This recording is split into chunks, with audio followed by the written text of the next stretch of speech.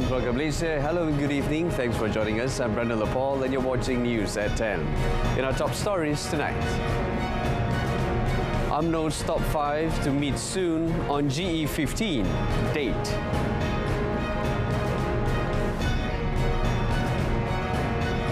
And 70 billion ringgit target for digital investments by 2025 achievable.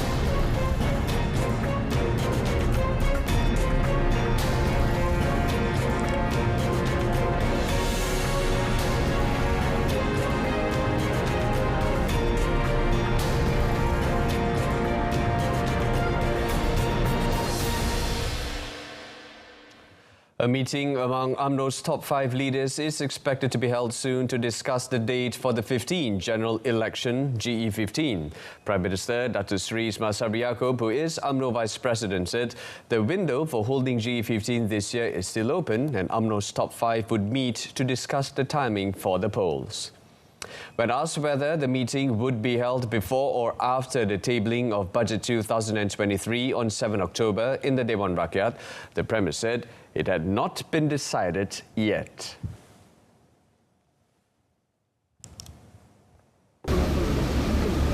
As I told you earlier, that every decision will be made by top 5, UMNO top 5. So we wait for UMNO top 5 meeting.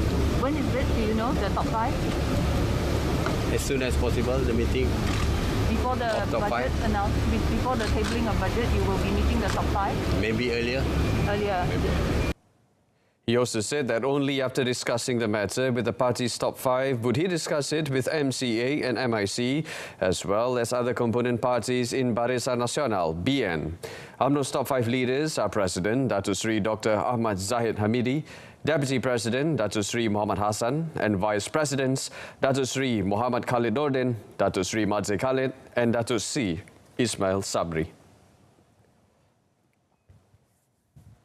In another development, the Prime Minister said Malaysia is in a good position to achieve the 70 billion ringgit digital investment target by 2025, in line with the country's digital economy blueprint. Datuk Seri Ismail Sabri said Malaysia plays an important role as a digital investment hub in ASEAN, with its world-class infrastructure, holistic and comprehensive digital ecosystem, as well as highly skilled digital talents. Speaking at the opening ceremony for the World Congress on Innovation and Technology today, the Premier said, although Malaysia Digital MD was only launched in July, it has managed to attract foreign direct digital investments worth 42 billion ringgit in only 2 months. The investments came in via 28 foreign companies which are involved in data centers, IT services, technological creative content, and global business services.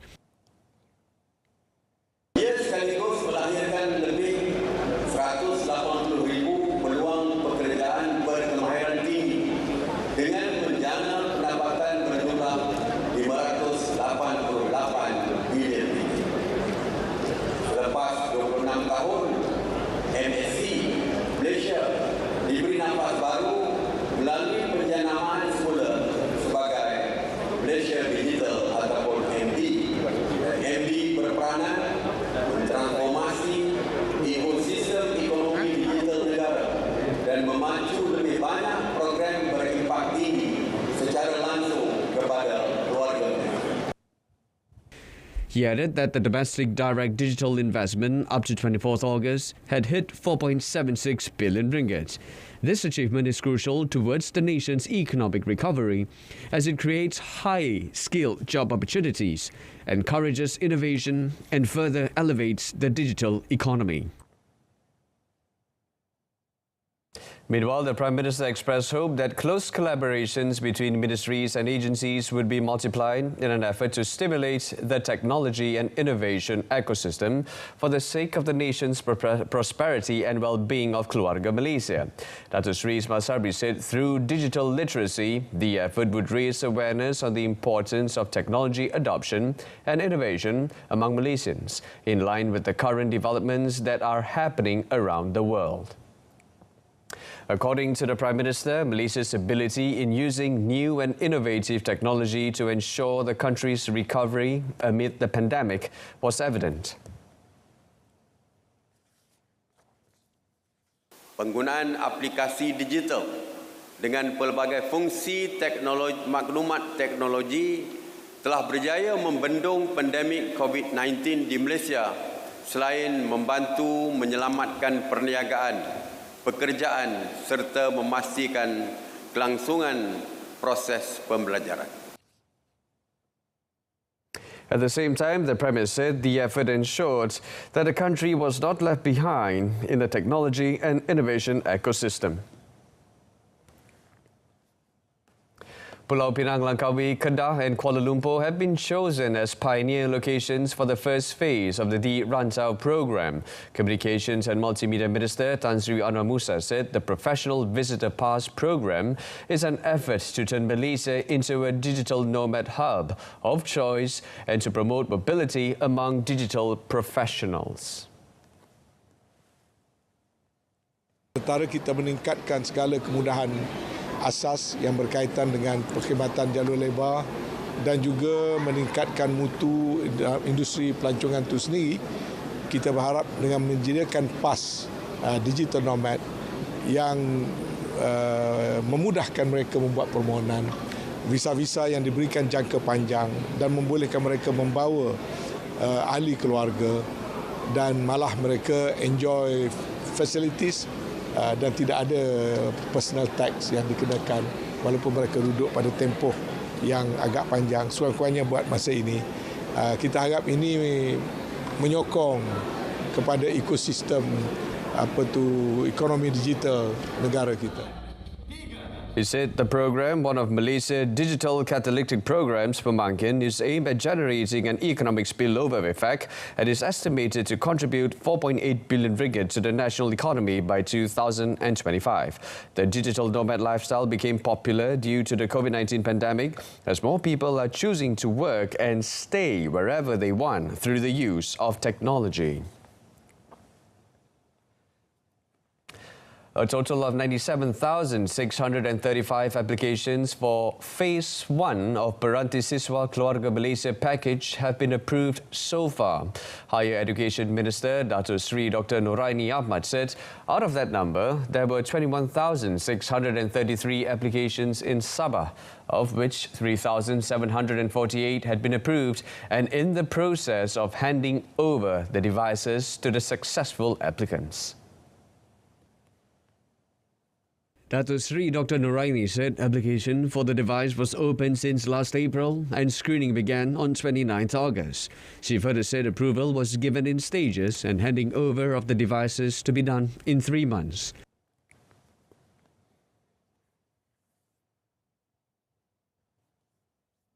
Bermaksud apabila kerajaan membuat keputusan untuk memberikan terus peranti siswa itu, ramai yang kita memberi melalui promosi-promosi yang dibuat di peringkat kepimpinan dan juga di peringkat universiti-universiti, maka dia membolehkan lebih ramai lagi yang memohon untuk peranti siswa berkenaan.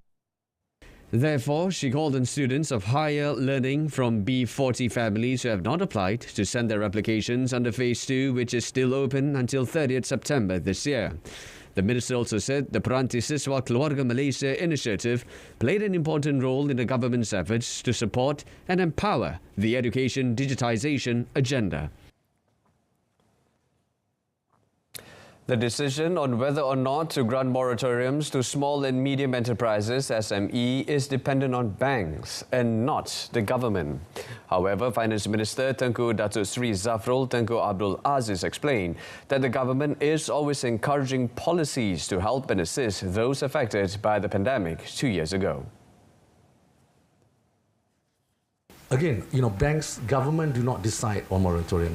Banks will then decide, and they will give moratorium according to the companies that requires moratorium, right?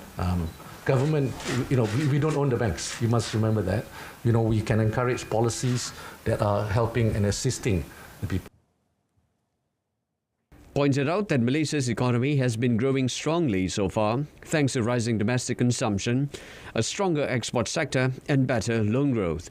Thus, the measures taken during the pandemic-triggered economic crisis might not be the best solution for now. The Prime Minister yesterday informed that the government would discuss the matter with the Finance Ministry, as well as the Ministry of Entrepreneur Development and Cooperatives.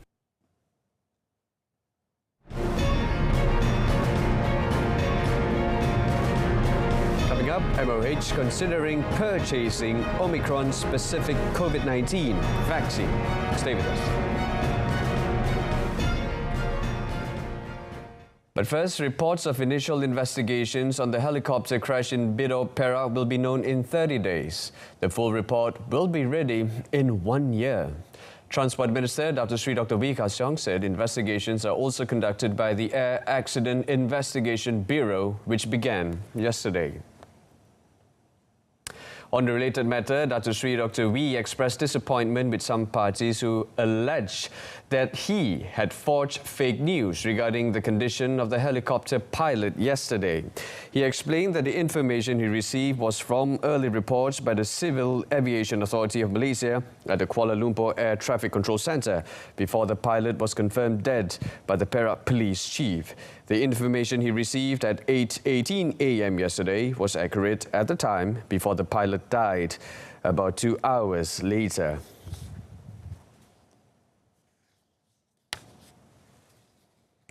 Saya bila dapat mengatakan bahawa private life, bermaksud saya dalam tempoh 10 minit, 20 minit, saya bincang dengan Chester.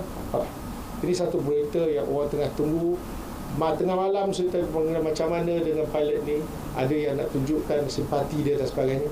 Jadi saya mengambil keputusan untuk beritahu kerana kita buat secara telus. Yes, kita dah confirm setakat ni. That's all. A total of 12,500 operations personnel from 332 fire stations nationwide have been ordered to prepare for floods during the northeast monsoon, which is expected to begin in November.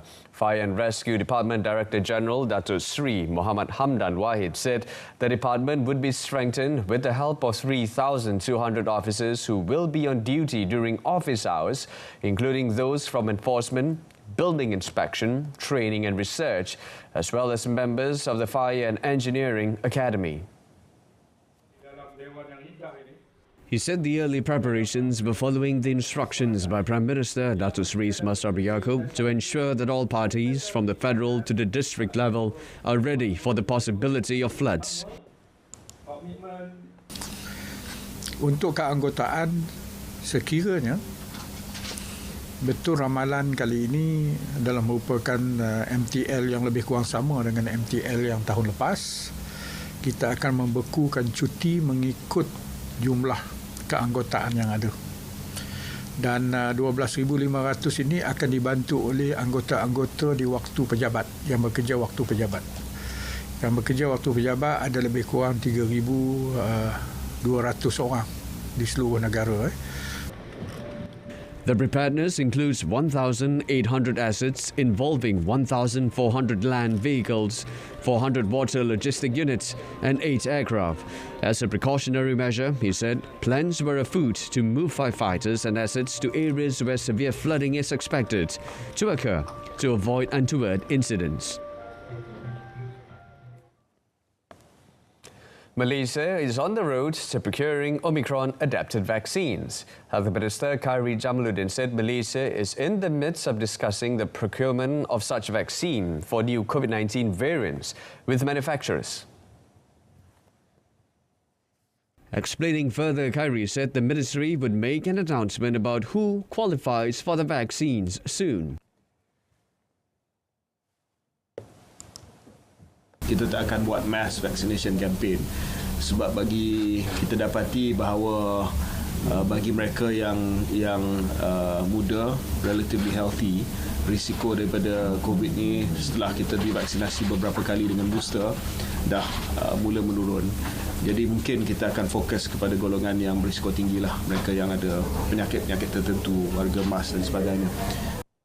According to Kyrie, the ministry would also make an announcement on the procurement and the sum of the bookings involved once the decision was taken. This, he said, would include the procurement of vaccines for children under 6 with health issues. The vaccines will be provided for free by the pediatric departments and also channeled to similar departments in private hospitals where immunocompromised and sick children are treated. He said the decision to give the vaccine for free was because the number of those who are immunocompromised or comorbid was likely to be small. Security control and enforcement, specifically at the country's entry points, will be ramped up to ensure food biosecurity and safety and protection from diseases as well as pests. Agriculture and Food Industries Minister Datuk Seri Dr. Ronald Kiani said biosecurity in the country is currently more vulnerable due to climate change and human activities which alter the local ecosystem. Di kementerian kita ingin melihat bahawa aspek security ini bukan saja on people, ancaman negara dan sebagainya, tetapi ancaman biosecurity merupakan satu ancaman yang juga perlu diambil perhatian concern oleh negara. Jadi Jabatan Pertanian, melalui Jabatan Pertanian dan jabatan-jabatan yang lain di bawah kementerian ini akan terus memperkukuhkan aspek biosecurity negara, sama ada rentas kawasan, sempadan dan sebagainya. Based on the Agriculture and Food Organization, international trade and travel, which has increased threefold over the past 10 years, also contributed to the emergence and spread of new plant diseases and pests. He said the Agricultural Department has spent at least 3 million ringgit a year from 2010 until now to support the plant disease and pests management program.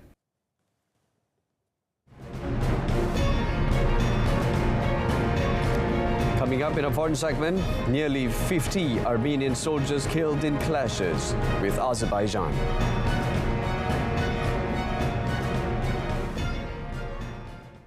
But first, preparations for Britain's Queen Elizabeth's funeral next Monday were in full swing in Windsor this morning. Britain is in 10 days of national mourning for Queen Elizabeth II, who was a fixture of the nation's life and consciousness for 7 decades. Workers could be seen building media platforms and stages along the long walk that leads to Windsor Castle, while works are also carried out within the castle grounds. Union Jack flags were being attached to poles along the streets in central Windsor. Along the long walk, double lines of barriers have been set up around the central road. A state funeral for the Queen will be held at Westminster Abbey next Monday, after which she is due to be driven up the Long Walk and buried in the private St. George's Chapel at Windsor Castle. Many of the visitors in Windsor on Tuesday said they plan to watch the funeral at home rather than braving queues and crowds. William Ruto was sworn in as Kenya's 5th post-independence president at a pomp-filled ceremony today after his narrow victory in a bitterly fought but largely peaceful election. Tens of thousands of people joined regional heads of state at a packed stadium in Nairobi to watch him take the oath of office, with many spectators clad in the bright yellow of Ruto's party cheering and waving Kenyan flags. Several people were injured earlier as crowds tried to force their way into the site. Television footage showed dozens of people falling on top of each other in a crush at one entrance gate. Police urged Kenyans to watch proceedings from home after the 60,000-seat stadium was filled before sunrise. A notoriously ambitious politician who has been deputy president since 2013, Ruto beat his rival Raila Odinga, who had been backed by outgoing President Uhuru Kenyatta by less than 2 percentage points in the 9th August poll. Armenia today said that nearly 50 of its soldiers had been killed in the worst clashes with Azerbaijan since their war 2 years ago, but Russia said it had convinced the historic rivals to agree to a rapid ceasefire. After several hours of fierce border fighting overnight, Armenia appealed to world leaders for help, saying Azerbaijani forces were trying to advance on its territory. The fighting was the worst since the end of a 2020 war between the ex-Soviet republics over the contested Nagorno-Karabakh region that left more than 6,500 killed on both sides. It came with Yerevan's closest ally, Moscow, which deployed thousands of peacekeepers in the region after the war, distracted by its 6-month invasion of Ukraine. But Russia said it had succeeded in bringing the clashes to a halt, with the foreign ministry in Moscow saying a ceasefire had been agreed from 9 a.m. Moscow time. Azerbaijan said it had also suffered casualties in the fighting, but did not specify the number of dead. A 50-year-old German man was jailed for life today for shooting dead a petrol station cashier because he was angry about being told to wear a mask while buying beer. The September 2021 murder in the western town of Ida Oberstein shocked Germany, which saw a vocal anti-mask and anti-vaccine movement emerge in response to the government's coronavirus restrictions. The row started when 20-year-old student worker Alex asked the man to put on the mask inside the shop, as required in all German stores at the time. After a brief argument, the man left. The perpetrator, identified only as Mario N., returned about an hour and a half later, this time wearing a mask. But as he brought his 6-pack of beer to the till, he took off his mask and another argument ensued. He then pulled out a revolver and shot the cashier in the head, point blank. Mario N. turned himself into police the day after the shooting. On Tuesday, the district court in Bad Kreuznach convicted Mario N. of murder and unlawful possession of a firearm and handed him a life sentence. Under German law, people given a life sentence can usually seek parole after 15 years.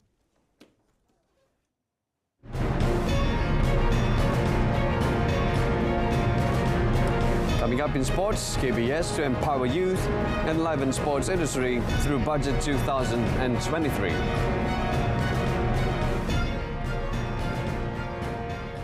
The Youth and Sports Ministry, KBS, hopes to empower youths with development programs and enliven the sports industry through Budget 2023. Its Minister, Datuk Sri Ahmad Faizal Azumu, expressed hopes that the Finance Ministry could provide an allocation to ensure the implementation of these initiatives.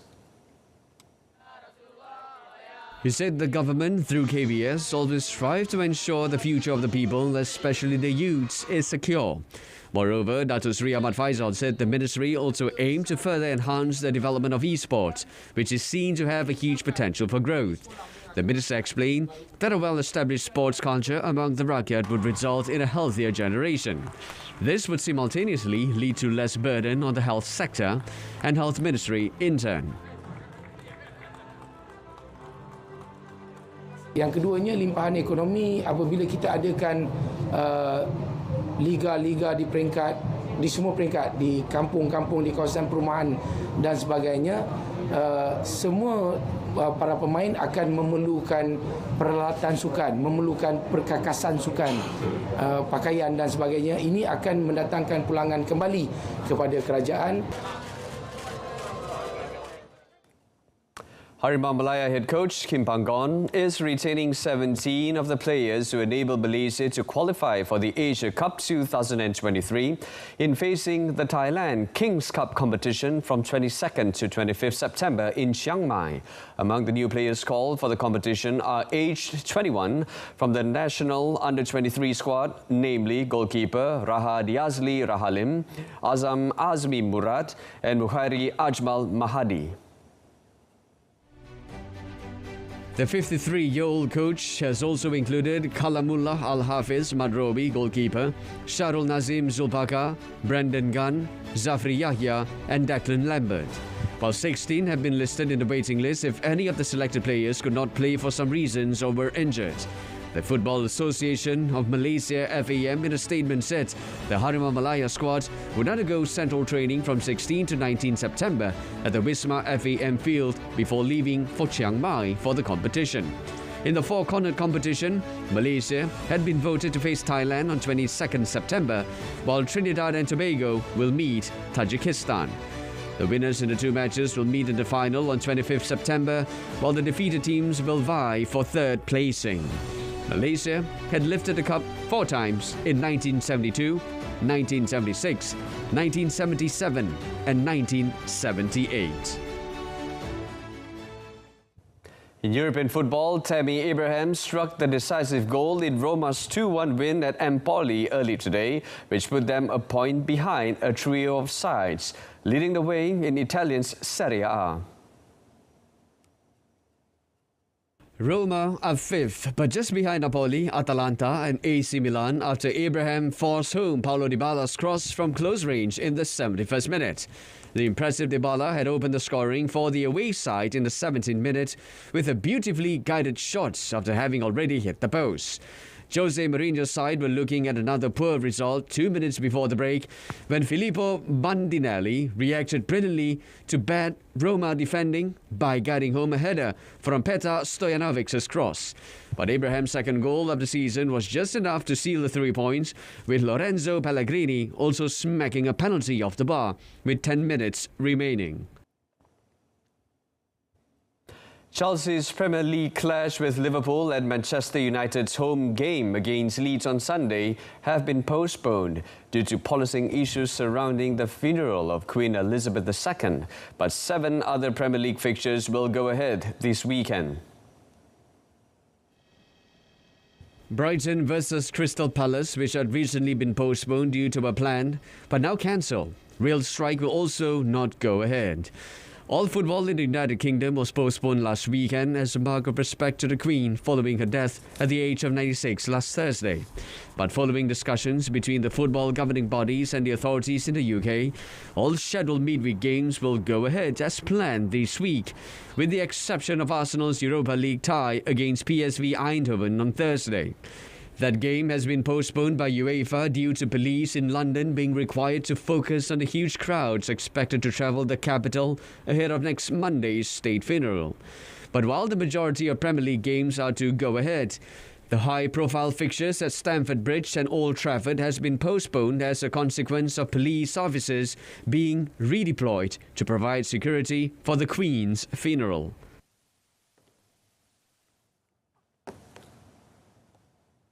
That concludes this evening's news at 10. In our top story, UMNO's top 5 to meet soon on GE15 date.